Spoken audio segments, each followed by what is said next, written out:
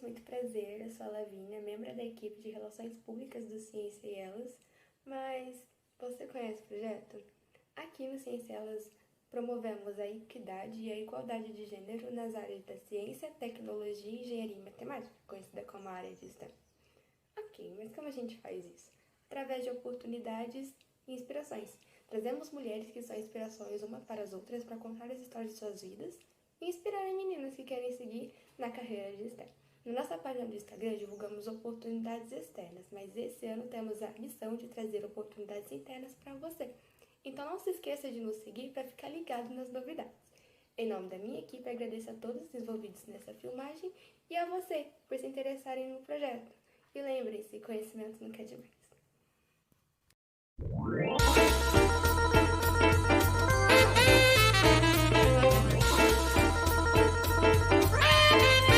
Sou neta de Hermínia, cabocla guerreira. Sou Anne, sou filha de mãe professora. Mãe é rainha, na vida é doutora e eu sou aprendiz pela vida inteira. Sou Nísia Floresta, sou Nísia Silveira, sou Lourdes Ramalho na vida atuar. Eu sou Ana Nery, pratico cuidar, recito os meus versos como menestrel. Eu sou a Maria Bonita em cordel, cantando galope na beira do mar.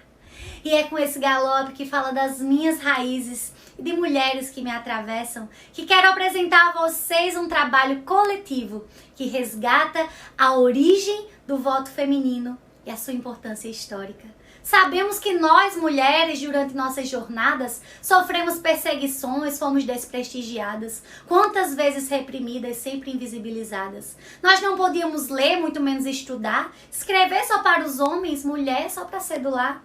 Avalie ter direito de ir para a urna votar, visto que foi rebuliço para conseguir o direito. A macharada da época só tome botar defeito para o sufrágio feminino perder força e não ter jeito.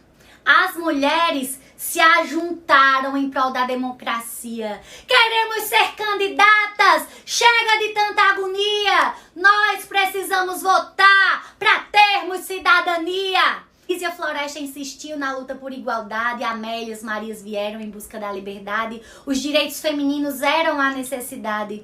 Berta, quem esteve à frente da grande associação, mais mulheres se uniram dando movimentação, aos poucos ganhamos força com tanta cooperação. Nós tentamos convencer, fomos às ruas, brigamos, fizemos muitos cartazes, por todo canto espalhamos, o Brasil estava ouvindo a mensagem que deixamos. Ouvimos tantas piadas, nós fomos ameaçadas pela imprensa parcial, bem ridicularizadas, mas mesmo em meio à opressão estávamos unificadas. Foi no ano de 32 que veio a nossa conquista. Ganhamos direito ao voto, dias melhores em vista. Esse foi só o começo do trajeto feminista. Até hoje precisamos dar continuidade na luta pelos direitos, por respeito e equidade, pois ser mulher não é fácil na nossa sociedade.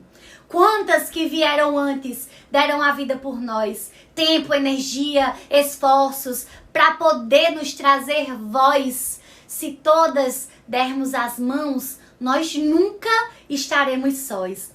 Vamos ocupar espaços, lutar contra a violência. Vamos ter voz na política, estudar, fazer ciência. Nossa luta se mantém em busca da independência.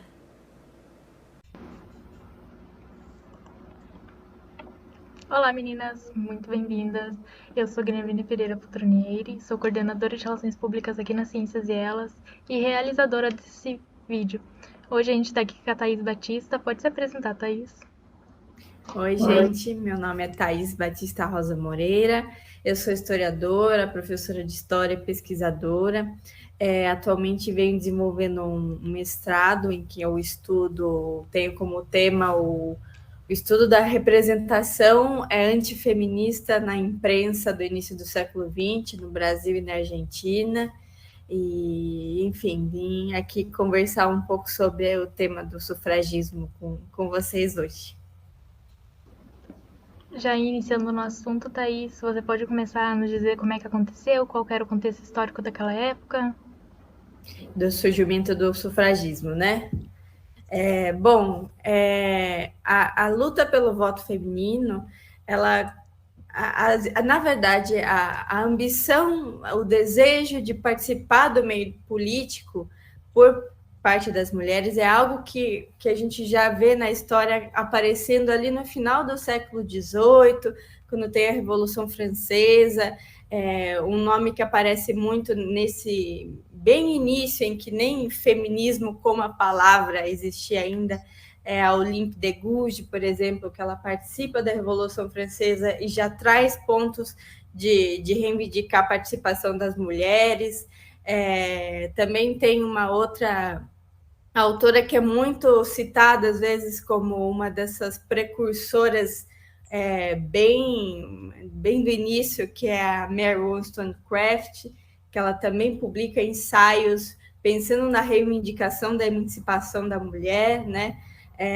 E ao longo do século XIX, essas ideias de que a mulher deveria ter direitos, deveria estar em espaços que eram exclusivamente masculinos, vão se formando, vão se fortalecendo, até assim, a grosso modo, né, resumindo muito a história, a gente vê ali os últimos anos do século XIX e começo do século XX, quando essas mulheres conseguem se organizar em associações, em organizações mais estruturadas e, a partir daí, reivindicar o direito ao voto, né? Existem outros direitos que também são exigidos e que estão acontecendo ao mesmo tempo, o direito de acessar o ensino superior, né? O direito a acessar, a ter oportunidades em trabalhos que eram vistos como apenas masculinos, estão junto nessa onda, mas o voto feminino ele vai ter um destaque,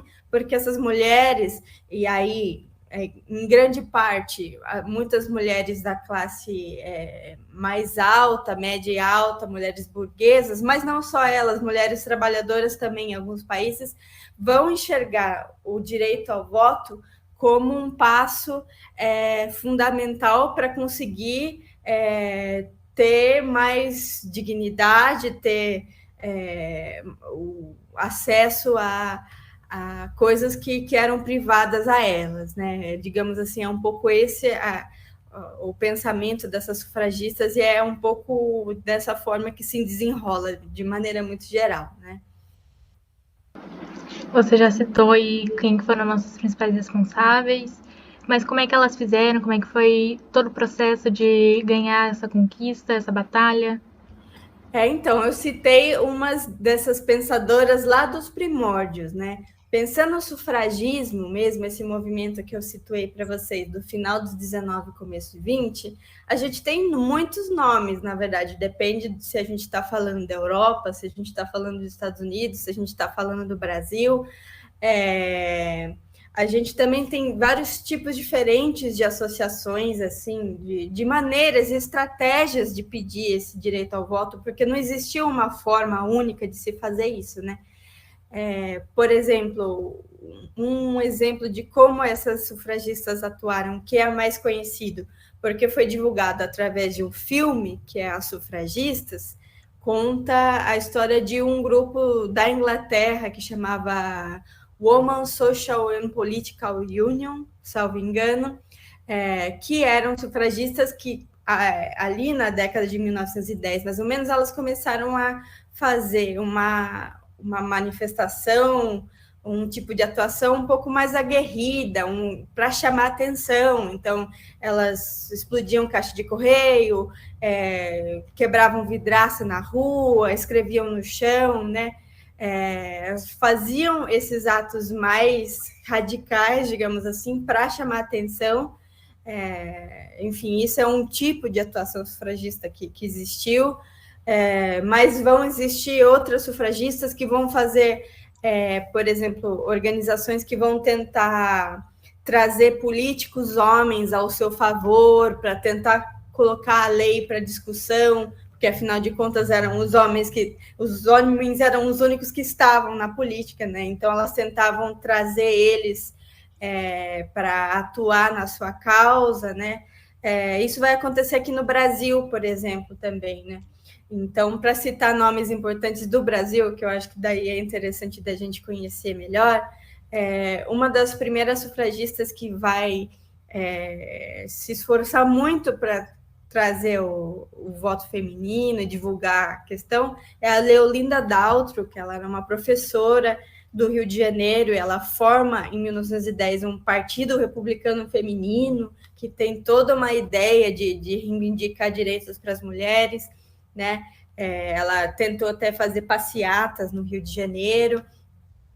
Logo, alguns anos depois, a gente tem outra figura mais conhecida, que é a Berta Lutz, que ela era bióloga, tinha acabado de se formar lá em Paris, na Sorbonne. Ela volta para o Brasil em 1918 e 19, já começa a formar uma organização feminista aqui também, já com a ideia de tentar atrair pessoas influentes para a causa e de tentar publicar textos na imprensa para as pessoas aderirem à causa, né? Então, por exemplo, aí já é um outro tipo de sufragismo. Enfim, de modo geral, é interessante pensar que foram diferentes modos de atuar para tentar levar a demanda adiante, e que existem muitos nomes. Eu estou citando aqui alguns, mas existem vários outros.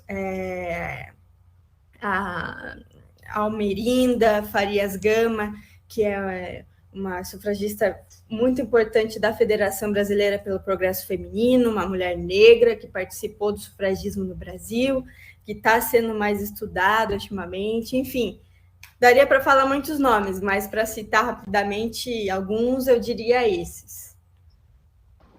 Uma parte muito interessante da nossa história, que a gente quase nunca aprende, mas a gente também trabalha um pouco aqui na Cinzela sobre a juventude, de inserir meninas nas áreas de STEM. Então, já que a gente já está mais nesse foco, como que a juventude ajudou na parte de ganhar o voto feminino, de como é que foi toda essa conquista, no que colaboraram? Então, é legal pensar, primeiro de tudo, que o sufragismo foi também um movimento que reuniu mulheres de várias idades. Então, existiam mulheres mais velhas atuando no sufragismo, mas muitas mulheres mais novas foram se incorporando, e é por isso que o movimento foi crescendo também, né? A gente tem figuras como a que eu acabei de citar, a Berta Lutz. Ela era jovem, tinha acabado de se formar na faculdade, e ela volta e tenta fazer... Tenta não, efetivamente se organiza ali no Rio de Janeiro, né? Faz uma associação. São várias outras mulheres que, nessa juventude de logo se formar em alguma carreira, começam a aderir ao sufragismo. Muitas das sufragistas são recém-formadas advogadas, médicas, isso não só no Brasil, como em outros países. E, enfim, tem muito a ver com a trajetória delas de estar ali no começo de vida, de formação de vida, e ver quantas dificuldades elas estavam tendo e saberiam que teriam por ser mulheres. E, enfim, elas viam ali a reivindicação do direito ao voto como uma forma enfim, de acabar com algumas desigualdades que elas sentiam na pele, né? Bem interessante. Algum tópico, assim, algum evento importante que aconteceu, tô falando aqui em cima do Brasil, alguma coisa que aconteceu aqui no Brasil que foi marcante na história, que mudou totalmente o rumo, algo que é muito importante ser lembrado na história? Bom, tem acho que muitos episódios que aconteceram que a gente poderia relembrar, assim.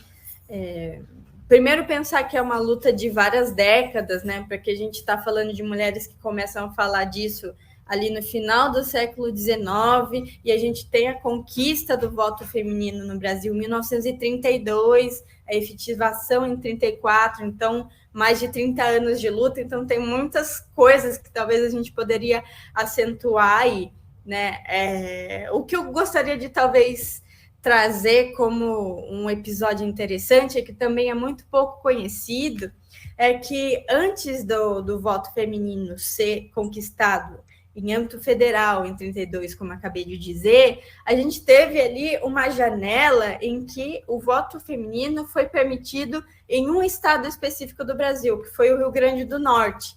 Pouca gente sabe disso, mas resumindo muito a história, em 1927 eles fizeram uma espécie de reforma eleitoral no estado do Rio Grande do Norte, e lá existia um político que se colocava muito explicitamente como a favor do voto feminino, que era o Lamartine, né? E o Lamartine ele faz umas pressões ali durante essa reforma eleitoral que eles estão fazendo no Rio Grande do Norte e acabam passando, digamos assim, permitindo o voto feminino. Aí tem uma eleições municipais em 1928, em que algumas mulheres votam no Rio Grande do Norte e que a gente tem a eleição de uma primeira prefeita no Brasil, que foi a Alzira Soriano, no município de Lages. Então, a gente elege uma mulher à prefeitura de um estado, de um município no Brasil, antes de existir o voto feminino em todo o país, né? E isso é muito interessante de ver como foi um estado que foi pioneiro nesse sentido. Lógico, depois teve toda uma reação a isso que aconteceu. Digamos que o governo, em âmbito federal, acaba recusando essa presença feminina, esses votos femininos. Tem toda uma discussão sobre isso depois, mas, enfim, é um episódio aí muito interessante, pouco conhecido também, enfim, pensando o sufragismo no Rio Grande do Norte e com um certo pioneirismo aí, pensando no Brasil, né? Um fato bem interessante, eu particularmente não conhecia, muito bom saber disso durante a nossa conversa. Mas agora eu quero saber não só a sua opinião como historiadora, como pesquisadora, mas também como mulher, do que foi o principal impacto que a gente teve no nosso dia a dia. Bom, eu acho que assim, nós como mulheres sabemos que existem muitos desafios que ainda são presentes hoje, em 2023, que tem muita coisa que pode melhorar, que tem muitos direitos a se conquistar, espaços a se conquistar ainda, né? Mas eu, de certa forma, acho que é interessante esse pensamento dessas feministas e sufragistas de 100 anos atrás, de ver o voto feminino como uma primeira etapa fundamental, né, para conseguir chegar a um espaço historicamente exclusivo dos homens, que é a política institucional, a alta política, aí desses cargos políticos que decidem muito sobre a nossa vida em âmbitos gerais, sobre as leis, sobre como a sociedade se organiza, né? O governo maneja tudo isso e as mulheres precisaram chegar nesse espaço para começar a trazer algumas das pautas caras a elas, né? E tanto para reivindicar direitos e, enfim, leis e tudo mais, mas também para exercer esses cargos, né? Então, é para votar e para ser votada, enfim. A política, ela determina muita coisa da nossa vida, do nosso cotidiano, da gente conseguir acessar alguns espaços ou não, né? Então, tudo foi conquista, né? Tudo foi em base de reivindicações que duraram anos, que mulheres passaram por muitos constrangimentos e chacotas, né? Sufragistas foram alvos de piadas, de deslegitimações, assim como as primeiras mulheres a entrarem nas faculdades, também ouviam muitos comentários negativos. Então, enfim, eu acho que o voto feminino está dentro de toda uma trajetória de busca dessa emancipação das mulheres, né? Dessa equidade na sociedade, da gente poder ser o que a gente quiser ser, a gente acessar os espaços que a gente quer acessar, a gente construir a carreira que a gente quer construir. E acho que isso, mais dia a dia que isso, eu não sei como. Tópicos bem interessantes foram abordados durante a nossa entrevista agora aqui. Acredito que a gente já tenha dado um contexto mais geral, será que não é uma aula totalmente explicativa, porque é um assunto muito extenso, como você disse, de décadas, que a gente deve ir estudando aos poucos, e um vídeo só ficaria muito longo. Mas a gente agradece a Thaís por ter vindo aqui hoje. Don't you tell me that it wasn't meant to be. Call it quits, call it destiny. Just because it won't come easily doesn't mean we shouldn't try.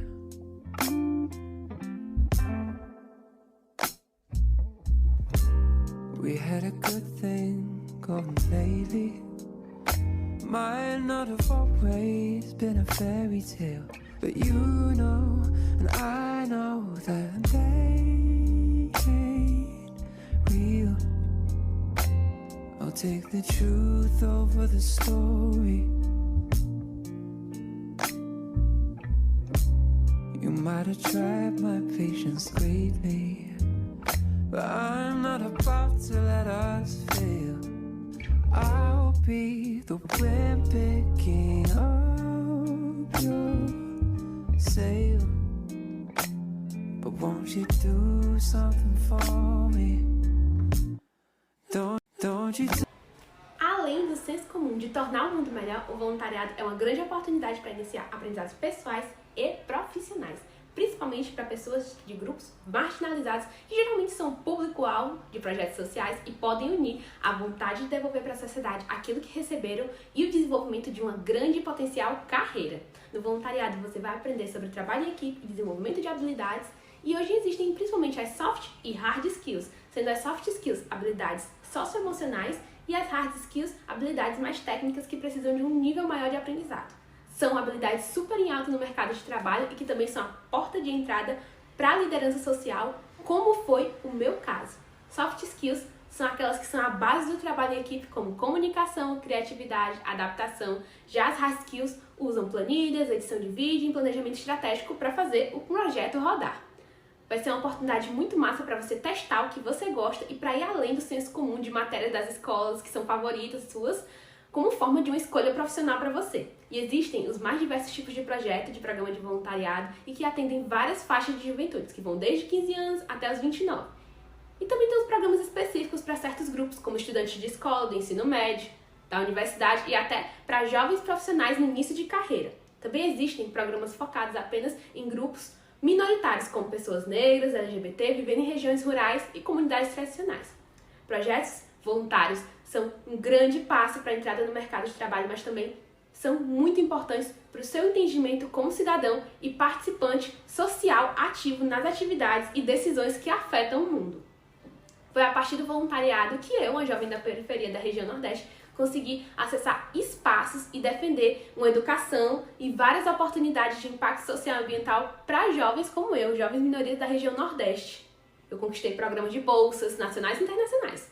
Eu apareci e participei de agendas da ONU e, o mais importante, eu consegui inserir outros jovens como eu nesses espaços. E tudo a partir de projetos sociais na minha comunidade, na periferia onde eu moro, em Fortaleza, no Ceará. E isso também pode ser o seu primeiro passo. Você pode procurar, em todas as cidades do Brasil existem organizações não governamentais, ou também conhecidas como ONGs, e aprender esses termos utilizados na área chamada impacto social vão te ajudar a conquistar esses espaços. Eu vou te dar alguns deles: extracurriculares, terceiro setor, impacto social, liderança social, voluntariado, Agenda 2030 que guia tudo isso e por aí vai. E para finalizar, eu quero te convidar a fazer uma pesquisa sobre esses termos que eu falei agora e se engajar, deixando o voluntariado te ajudar a descobrir o que você tem de melhor e o grande potencial que tem dentro de você.